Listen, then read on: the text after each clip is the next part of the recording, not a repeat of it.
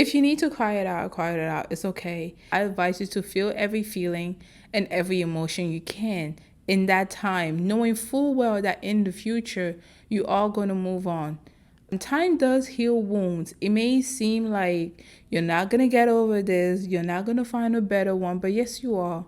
In time, your wounds will heal. So right now, if these are the emotions that you're feeling, it's okay for you to cry. It's okay for you to have felt like you've completely moved on yesterday and today you're hung up on the same person. These are just the phases of grief.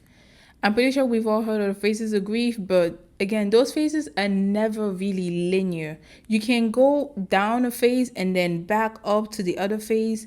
So it's a whole mashup. So it's okay for you to feel like yesterday you were doing so well, you were happy that this person is no longer into your life, and then the next day or tomorrow you're crying and you're thinking about them. It's understandable. You have lost someone who was important to you. You have lost someone who was a big factor in your life. You have lost someone you felt loved you and you loved them, and you did invest in this person thinking that maybe you were going to go the distance. Maybe you guys were eventually going to go wherever you want to go with this person. And now they're no longer here. So you are dealing with grief. Breakup is like grief. Hello and welcome to Kitchen Table Advice. My name is Paula and I am the host of this podcast. This podcast is a place where you can ask for any advice you want.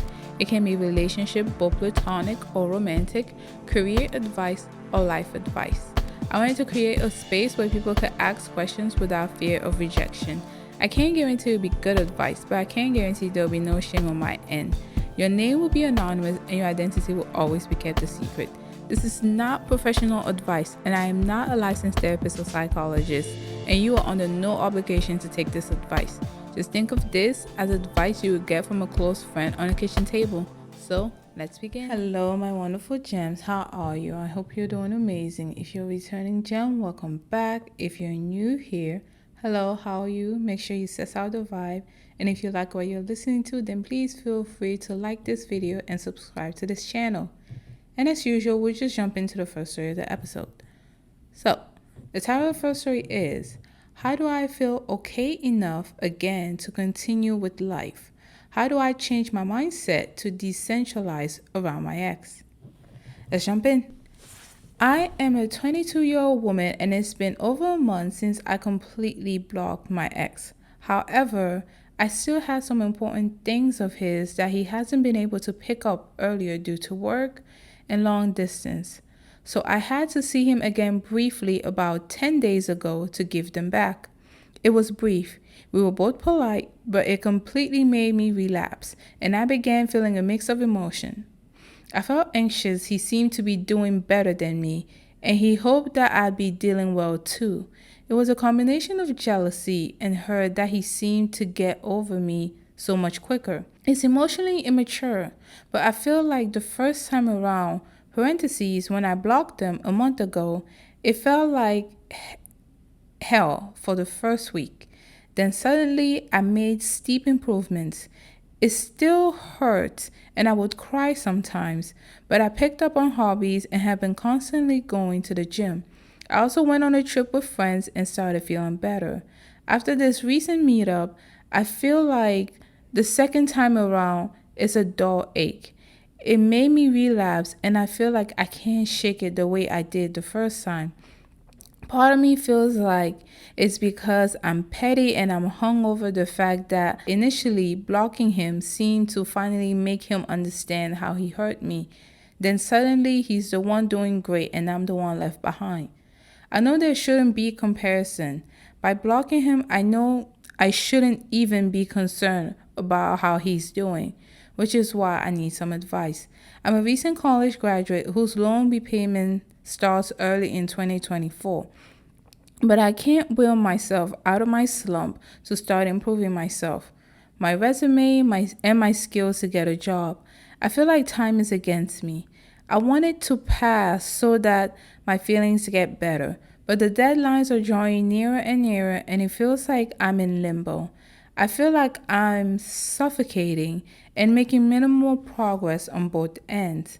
I can't help comparing myself to my ex, who has always been the ambitious career type, wise, and he seems to be doing well emotionally. If you could give me an advice on how to snap out of this, I'll really appreciate it. Thank you in advance. Oh my goodness. Wow, that was wow. I think a lot of people can really relate to something like this, and I wish you would have put how long you two were dating before you broke up, because I mean, it is understandable. You have been with this person for a certain part of your life. You did love them, so it is understandable how it can be hard for you to move on. But it's like you said, you should probably not compare yourself to your ex. Just because he's reacting a certain way to what has happened doesn't mean doesn't mean there's it's not challenging for him. Maybe for you, it's very difficult for us. We seem to think that our lives is always much worse off than others, and whenever we see other people, we only see the highlight reels. I'm not saying your ex has not moved on, but he might potentially be putting up a front. However, I'm going to focus my advice on you because you're the one who wrote in. So, just again, if you need to cry it out, cry it out. It's okay. I don't actually advise you to push down your feelings and not feel it. I advise you to feel every feeling and every emotion you can in that time, knowing full well that in the future you are going to move on. Time does heal wounds. It may seem like you're not gonna get over this, you're not gonna find a better one, but yes, you are. In time, your wounds will heal. So right now, if these are the emotions that you're feeling, it's okay for you to cry. It's okay for you to have felt like you've completely moved on yesterday, and today you're hung up on the same person. These are just the phases of grief. I'm pretty sure we've all heard of the phases of grief, but again, those phases are never really linear. You can go down a phase and then back up to the other phase. So it's a whole mashup. So it's okay for you to feel like yesterday you were doing so well, you were happy that this person is no longer into your life, and then the next day or tomorrow you're crying and you're thinking about them. It's understandable. You have lost someone who was important to you. You have lost someone who was a big factor in your life. I mean, obviously if this was a good person, then that makes sense. But if this is an abuser, good riddance. But yes, in hindsight, you have lost someone who was important to you. You have lost someone you felt loved you and you loved them, and you did invest in this person thinking that maybe you were going to go the distance. Maybe you guys were eventually going to go wherever you want to go with this person. And now they're no longer here. So you are dealing with grief. Breakup is like grief. I'm not saying it's the exact same as completely losing someone and never seeing them again, but breaking up with someone is kind of like grief. You do go through all the phases of grief. And again, like I said, they're not linear. Sometimes you'll be in one phase, you jump to the other one, and then you go to the next phase. So it's understandable. And my advice is going to be, I'm pretty sure you already know this. If this is you or you're in a similar position, focus on yourself. Just try to do what brings you joy. Try to do what brings you peace. And if in this moment you feel like crying over your ex, cry over your ex. That's okay. That's fine. I mean, you don't have to tell everyone about it, okay? You don't have to tell everybody your business. But if you feel like crying over your ex right now, go ahead and do it. Do it. Just get it out of your system. Because it's better for you to feel those emotions than try to repress it and never really confront them and sit with them and eventually move on. So it's okay for you to cry over your ex, even though you thought you were already over them. And even though they were a bad person or people told you they were no good, blah, blah, blah, but you still listened to your heart and you fell for this person who was no good for you. It's okay for you to cry over that person because they did play a role in your life. Whether it is positive or negative, they did play a role in your life, and that did affect you in a certain way. Again, whether it's good or bad, I'm not really standing on any ground, but I'm just standing on the fact that most of the people in our life influence us without us even knowing. And this is also the same thing with parasocial relationships, just such as this one. Most of the people we listen to do influence our life a certain type of way, which is why whenever I always tell you guys, when your boundaries are being crossed, you have to tell the person straight up from the beginning that your boundaries are being crossed. But it's okay if you didn't know what boundaries were before you started listening to this, or before you really started listening to the concept of boundaries, and now you're putting your foot down and this person is saying you've changed, you're no longer the person I loved, and they try to break up with you and you feel like a part of you missing. That's okay. That's all right. That's actually where a new beginning comes. For us to start going down the path we want for our lives, something has to give. It's unfortunate, but it's true. Grief is a part of life. Losing someone, whether we want to think about it or not, whether it's in the context of losing someone physically, such as death, or just breaking up with someone, does count as grief. Even losing your job or losing whatever, that can count as grief. And it's okay for you to cry because those things are no longer in your life. However, with time, you are going to be able to heal through this. You are going to be able to move past this, and more importantly, which is a part I always urge you guys to focus on, you are going to learn a lesson from this that you can apply to your future self. So, again, regardless of whatever relationship this is for you, doesn't even have to be romantic, because grief is universal. We all experience it multiple times in our life. It is just a part of life at this point, and it is hard and it's heavy. I may sound cold saying it's a normal part, but I completely understand how hard and heavy and how much time it takes to heal from grief. But with everything that you lose, with everything that fades away from your life, with everything that is gone, there is space for something new to occur. Not necessarily to replace what you've lost, but for you to be able to learn and for you to be able to apply it to your future self. Yeah, I hope that made sense. Sometimes I can be all woo, but I hope that makes sense. All right, so that is my advice for this episode. Just feel through your feelings. It's all right. I will actually also advise you to not look at what your ex is doing as much. If you're in this particular situation, don't go through their social medias and try to stalk them. I understand, okay?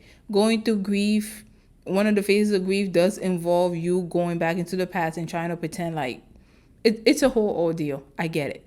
So try to limit your interactions with them as much as possible. And even if you think about them or think about stalking their social media, don't do it, but feel those emotions. Allow yourself to feel every single emotion. And that's okay. That's okay. You don't have to, there's no timeline for a breakup. There's no timeline for a loss. It depends on who you are. So feel those emotions, feel those feelings. Just at the end of the day, just know that time does heal all wounds. And this doesn't mean that now that you're healed, you can just forget about this person. You can still think about them, but just not in the same context as you're thinking about them right now. But yeah. So that is it for the first story. We're going to take a break right now and come back with our second story of the episode. All right. We are back with the second story of this episode, and the title is How Do You Move Out as a 30-Year-Old Woman? Any advice is welcome. This is a very short story, so I think it's going to have to require a bit of imagination. All right, so here we go. The talk is coming. Last year, I've been walking on eggshells. There's never been a good week. It's always been something.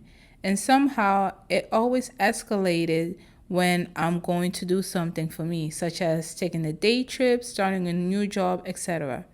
I'm struggling with this because he pays a lot of the bills and we have 3 dogs. And I'm scared to start over at 30.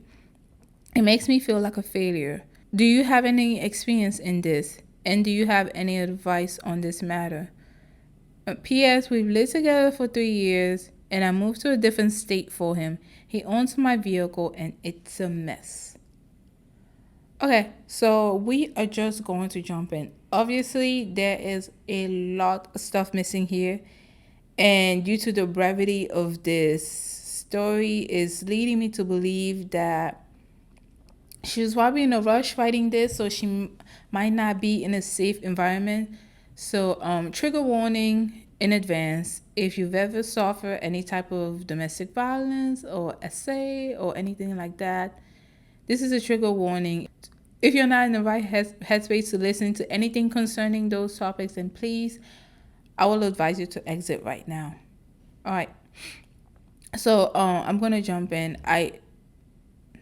From just reading that brief, very brief story is just, it seems like this woman is in a place where she can't be free. She feels stuck, she feels stagnant, and she feels like anything that she does might bring harm to her, either mentally or physically.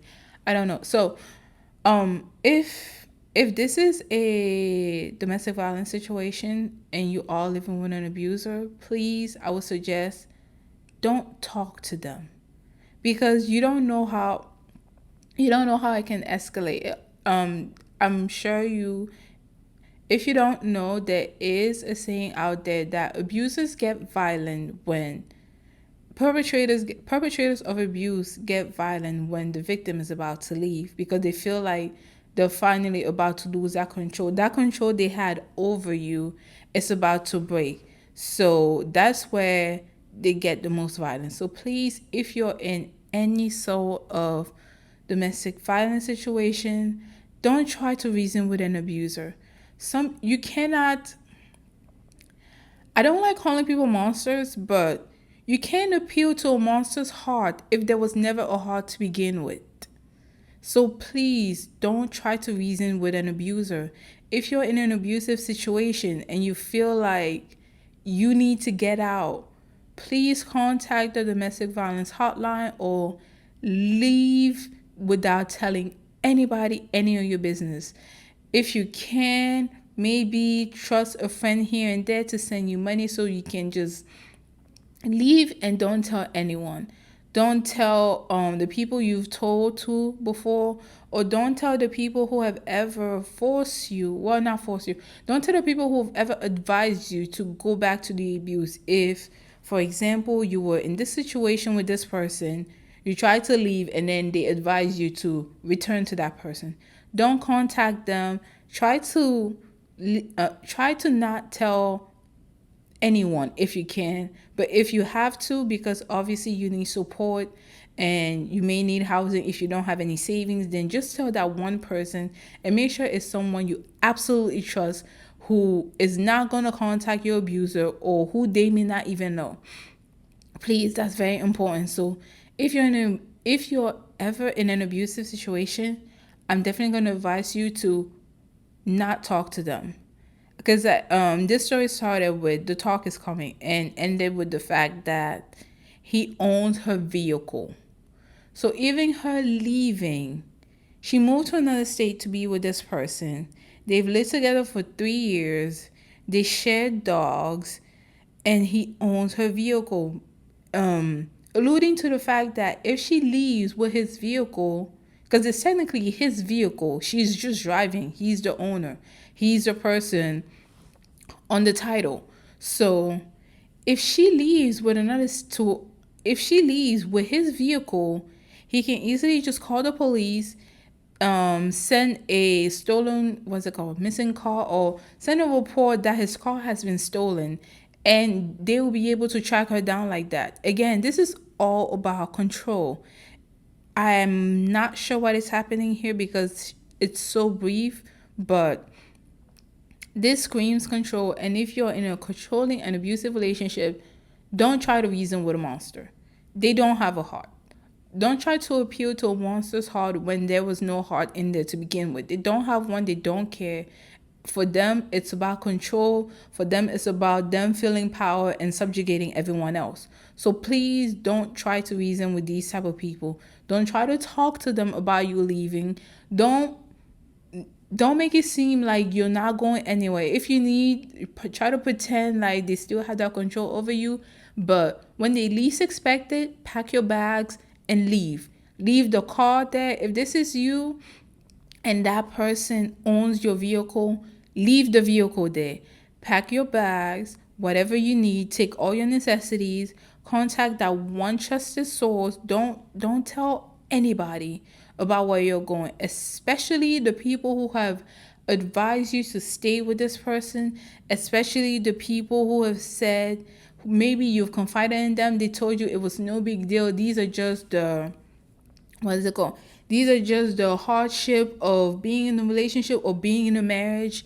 No, don't go to those people at all. Go to one trusted source who has listened to you. Maybe they didn't completely understand the scope of the relationship, but has been there for you, has been supporting you, and is going to be a supporting pillar for you in this moment in need. Please don't try to contact anyone. Just leave like you were never there. That is my advice on this matter, because this seems really scary. Her starting a new job turns into a problem. Her going on a trip turns into a problem. It obviously seems like the person she's currently living with is very controlling. And people who are very controlling do not like it when they feel like they're about to quote unquote lose that control.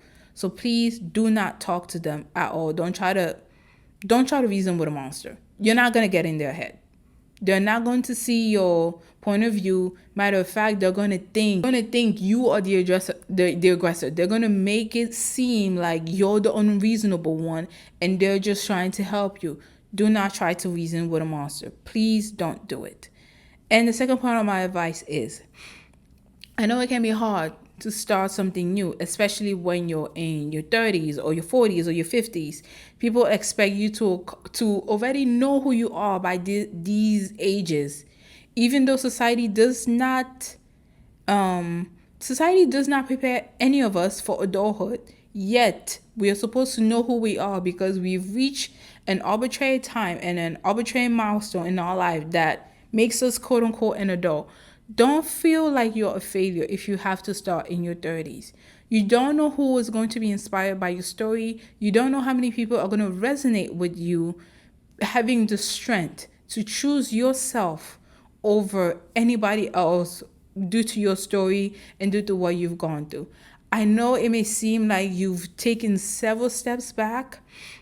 I know it may seem like the world is just passing you by. Everyone is excelling, but you're not.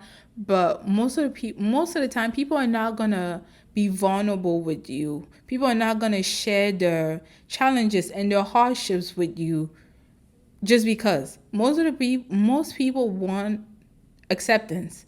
Most people want other people to look at them in a good light, like they're successful, they're ambitious. Most people just want the positive stuff in their life. No one is purposely going to put out the quote unquote negative stuff in our life. I honestly think the quote unquote negative stuff or the stuff we perceive as negative, this is just a part of life. Life has its ups and downs. So this is just a part of life. But most of the time, especially if you've been on social media, people are just going to put up the positive parts, or the parts that they think is going to get more clicks and more likes and more views, or the parts that are going to put them in a positive light, such as the abuser. They don't want to show the other parts that we may not be comfortable with because it's hard, or we don't want to think about, or any parts that can potentially label them as victim. People don't even like the word victim. That's why we have a word survivor. So people don't want to be associated with those parts, which is fine, but you need to know that life has its twists and turns, and just because you have not reached an arbitrary goal at 30, 40, 50, that does not make you a failure. You are still valuable. Your life story is unique to you, and you have stuff in this world that only you can do. It can be inspire the next generation who's coming behind you. It can be inspiring the previous generation who came before you, who can look at you as this person who've gone through the same exact things that they have, but was eventually able to come out on the other side where, or come out on the other side and decide where they want to come out to. So I hope that makes sense. But please, if you're in a domestic violence situation, please call the hotline and leave as quietly as possible. Quietly. Don't try to reason with the abuser. Don't try to talk to them because they don't have a heart to begin with. If they had a heart, they would not be abusing you. If they loved you, actually loved you, they would try to see life from your perspective, and they would not be trying to put you down physically, emotionally, mentally. They wouldn't be doing that. So don't try to reason with them. Just leave as quietly as possible. I cannot reiterate that more. All right. Okay, so we're going to take our break right now and come back with the third and last story of the episode. All right, so we are back with the third story of the episode, and the title is How Do I Make More Girlfriends? All right, so here we go. And this is written by a girl, by the way. She did not disclose her age. But, all right. I've come to the realization that a few of my friends are men. I work remotely, so there's no one I see every day. I go to the gym, but I don't really talk to anyone there. The friends I've made in the past few years are either guys I meet on dating apps who didn't work out romantically, and my roommates who are girls but are homebodies, so I don't meet many new people through them. LOL. I would love to make friends who are girls who like dancing, going out, traveling, etc. When I do go out salsa dancing, for example, I basically only talk to men because that's who I'm dancing with. And I feel like a lot of the girls there already have their group of girlfriends, and I feel intimidating approaching them since I go to these events alone. This is something I've struggled with my whole life, to be honest. Any tips would be greatly appreciated. Alright, so this is quick and easy, but girls can be a little cliquey, so I'm not really going to.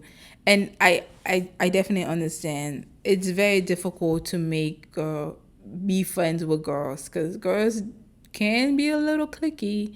But I would just tell you to keep trying.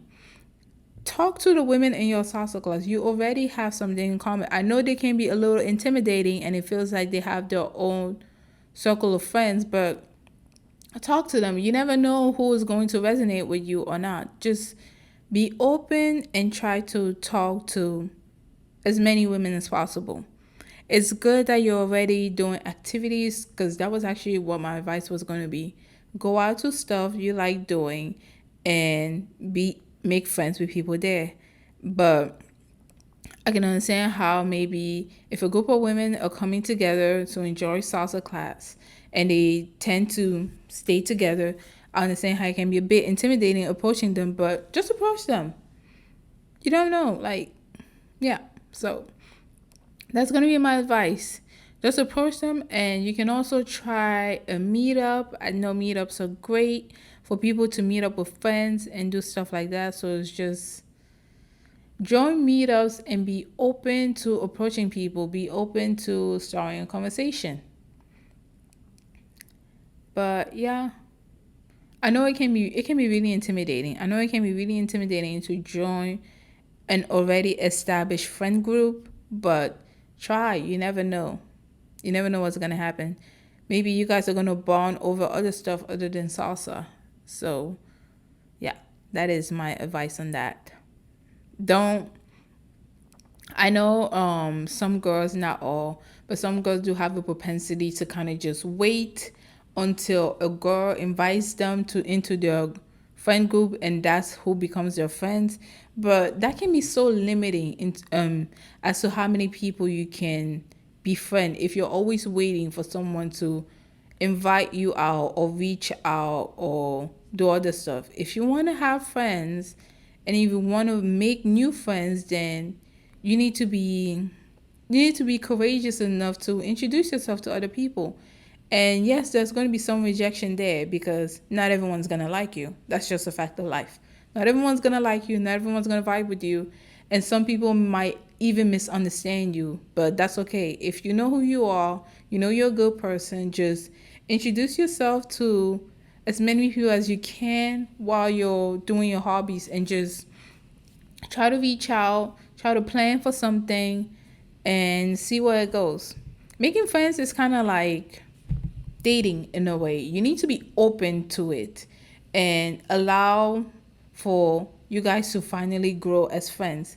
I know it can be kind of underwhelming when you really want to be friends with someone, but they're not reciprocal. If they're not reciprocal, just move on to someone else. But yeah, that is my advice on making friends. Just go towards stuff you already like, go towards your hobbies, go towards your interests, and meet other friends there.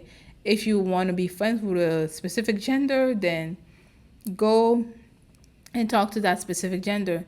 Not everyone there is going to like you because people are different, but you might find your one friend there, or maybe that friend can invite you out to another friend group and you might find your other friend in that friend group. But the key is to just be open and courageous to meet new people.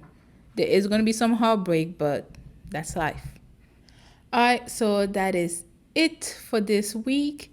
Thank you so much for all of your wonderful stories. And again, with the second one, please, if you're in an abusive relationship, don't try to reason with an abuser. Please don't do that. That's when the abuse ramped up. When the victim is about to leave, that is when the abuse ramps up. So don't try to reason with them. Don't try to talk to them. Just leave as quietly as you can, and don't tell a lot of people where you're going. Just tell your trusted family members. Only trust it. If you can't trust your sisters, you can't trust your parents, you can only trust your friends, tell your friends. Don't even tell your family.